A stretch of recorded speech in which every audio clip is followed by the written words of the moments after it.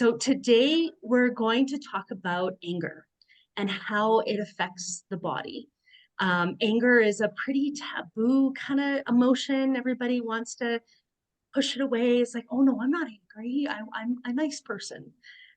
So we're going to really kind of dive into what is anger and how it affects the body. So I think we'll start today off with Dr. Dharm, or Mila, as she is affectionately known as. How would you describe anger? Um, Anger is an emotion that generally we do three things with it.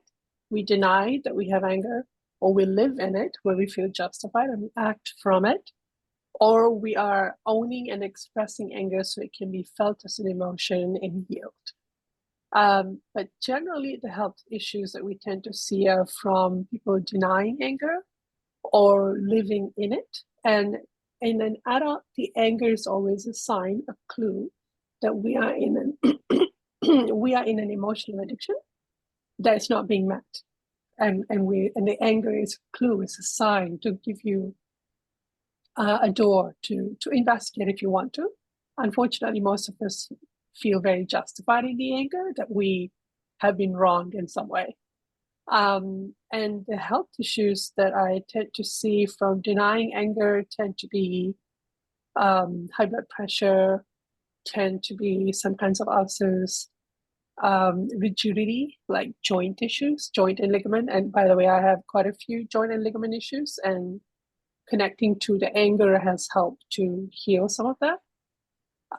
We can, if you're living in anger, it's very obvious to see high blood pressure, cardiac issues. You can also have digestive issues from it. It's also the lifestyle choices you make from living in anger that tend to then create the more health issues as a consequence of those lifestyles. Wow, excellent. A lot of information there. That was fantastic. Thank you. Thank you for sharing. Virginia, what about yourself? Oh, right. Anger is really just another emotion like fear and joy, except that we tend to judge anger quite a lot. And that keeps us from feeling it. And it can range from mild annoyance at getting bitten by a mosquito to rage, from not getting what you want or getting your way in life. How I see this in what I do in craniosacral therapy, I see it in the person's presentation. They might be very hypervigilant, have a difficult time relaxing, actually being in their bodies and connecting with themselves. I also see it in the flow of the craniosacral fluid. We have all these fluids in our bodies, and there's a rhythm and a pulse to every fluid, every organ in the body. And so I'll feel the disharmony in that. And as well as in the organs, I might feel if the anger is and the liver likes to process and store anger. That's the organ that I will feel it in if it's being stored in the body. And of course, that also affects health in so many other ways. That's amazing. That's amazing. And I know I have felt a lot of what you were describing. And still have a long way to go in my anger, but suppression, it takes a lot of energy to suppress that anger. That's amazing. Grace. Yeah, anger. That's been the hardest emotion for me, I think, to get into.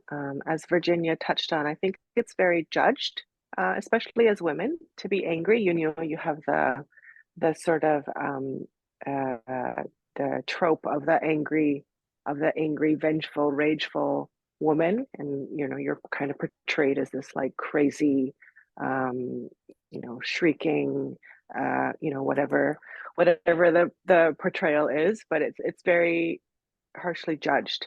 And I just want to point out the distinction between adult anger and childhood anger. The anger we feel as children, I think, is very appropriate in a lot of times because um, there's a boundary that's being crossed there. There's usually by the adults around you.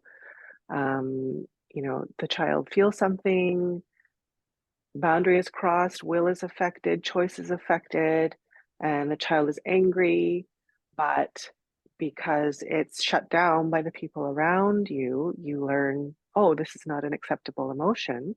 And then you start to bury it, you start to pretend it's not happening, and then you start to carry this into adulthood. Um, so what I notice in the body with anger, I think with the clients that I'm working on, um, is a rigidity in the body. There's a rigidity in the muscles.